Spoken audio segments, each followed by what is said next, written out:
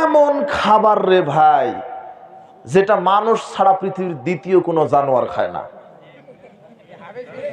কথা বুঝেননি মনে হয়? কি খাবার এটা! আপনি দুধ খান, দেখবেন বিড়ালকে দুধ দিবেন, দুধ খাবে। আপনি ডিম খান, বিড়ালকে দিবেন, ডিম খাবে। আপনি রুটিটা খান, কুকুরকে দিবেন, রুটি খাবে। কিন্তু আপনি যেটা খান ওটা কুকুরও খায় না। আমি সেদিন কুষ্টিয়াতে গেছিলাম, তো কুষ্টিয়াতে তামাক চাষ হয়। কি চাষ হয়? একর একর জমিতে তামাক চাষ হয়। তা আমি বললাম, আমরা তো রাজশাহী নওগাঁর মানুষ, আমরা পটল বেগুন চাষ করলে বেড়া দিই, ঘেরাও দিই, নেট দিয়ে।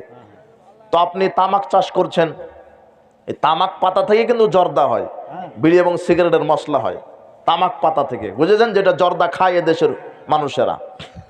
তো আমি জিজ্ঞাসা করলাম, কি ব্যাপারে এই যে তামাক চাষ করেন? আমি জিজ্ঞাসা করলাম, এগুলি কত করে বিক্রি করেন আপনারা? বলছে ৮,০০০ টাকা মন বিক্রি করি। একটা পাতার দাম ৮ টাকা, ৯ টাকা, 10 টাকা। তো অনেক দামই তো, কিন্তু পরিচর্যা করেন না কেন? এই বেড়া দেওয়া নাই। তো ওরা বলছে এটা বেড়া দিতে হয় না, এটা হলো ছাগলে খায় না, এটা গরুয়ে খায় না, বানরে খায় না, কুকুরে খায় না, শুয়োরেও খায় না।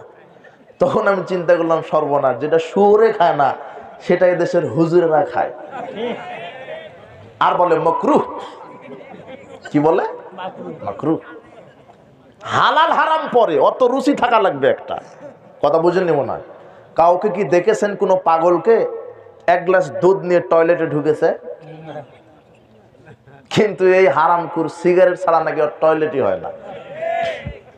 কথা বুঝেছেন? এটা হারামখোর। এই হলো হারামখোর। এর জন্য দোয়া করা কি হারাম। যে মাদক একবার মুখে দেয়, তার 40 দিনের কোনো ইবাদত কবুল হয় না। লাম ইয়ারদাল্লাহু আনহু 40 লাইলা, যে একবার মাদক মুখে দিবে আল্লাহ তার উপর 40 দিন অসন্তুষ্ট থাকেন।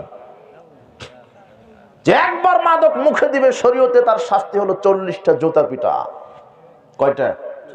40টা।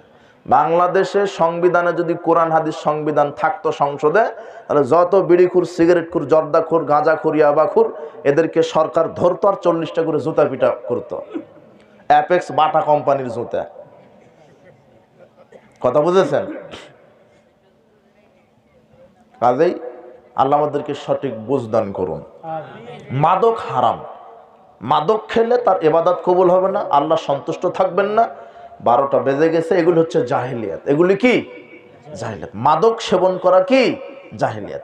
গান বাজনা শ্রবণ করা জাহেলিয়াত। বেটিকে ল্যাংটা নর্তকীতে ভর্তি করে দিয়ে হুজুরের কাছে আসছে, হুজুর একটু দোয়া করে দেন, আমার মেয়েটা নৃত্যকলা একাডেমিতে চান্স পেয়েছে। তো হুজুরও জাহেল মার্কা, হুজুর বলছে আলহামদুলিল্লাহ। কথা বুঝেন? এক নারী বলছে, হুজুর এবারে চেয়ারম্যানে দাঁড়িয়েছে, একটু দোয়া করে দেন। নারী বলছে চেয়ারম্যানে দাঁড়িয়েছে। তো হুজুর বলছে যে আল্লাহ, চেয়ারম্যানের নারী দাঁড়িয়েছে, স্বামীর খেদমত বাদ দিয়ে জনগণের খেদমতে লাগায়া দাও। তোমার নেতা ক্যানভাস করতে এসেছে, তোমার নেতার নেত্রী হলো মহিলা। অথচ রাসূল বলছেন ওয়ালাউ লা ইফলিহা কওমুন ওয়ালাউ আমরাহুম ইমরাতান, ওই জাতি কখনো কল্যাণ পাবে না যেই জাতির প্রধানমন্ত্রী হবে একজন নারী। যতদিনই তোমার নারী নেতৃত্ব হোক, ওই জাতি কল্যাণ পাবে না।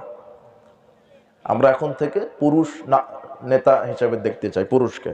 দেশের প্রধানমন্ত্রী হবে একজন পুরুষ মানুষ, আর তিনি হবেন কোরআন হাদিস জানলেওয়ালা, আল্লাহ ভীরু, পরেজগার। শুনেন, সুর ডাকাত এরা নেতা হতে পারে না, দুর্নীতিবাজ কোনোদিন দেশপ্রেমিক হতে পারে না। এরাই হলো অরিজিনাল দেশদ্রোহী এরা। কথা বুঝেছেন? এই জন্য সাবধান। পরিবার ঠিক করুন, নিজে জাহান্নামের আগুন থেকে বাঁচুন, পরিবারকে বাঁচান। ঠিক আছে না? আল্লাহ বলছেন এই কথা।